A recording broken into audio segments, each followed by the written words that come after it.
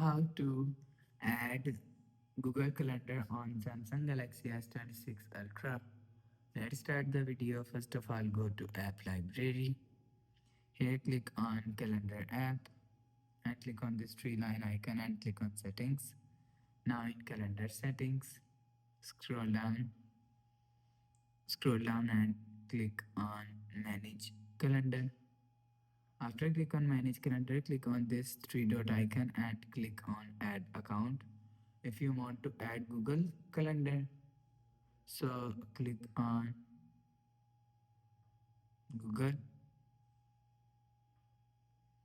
After click on Google, use fingerprint, Face ID and PIN. After enter PIN, click on Continue. You will see enter your phone number. After enter phone number, you enter ID and passcode. After the process, click on next. You will see your Google Calendar is add. After the process, go back to home screen. So that's how you can add Google Calendar on Samsung Galaxy S26 Ultra. If you like the video, please subscribe. Thanks for watching.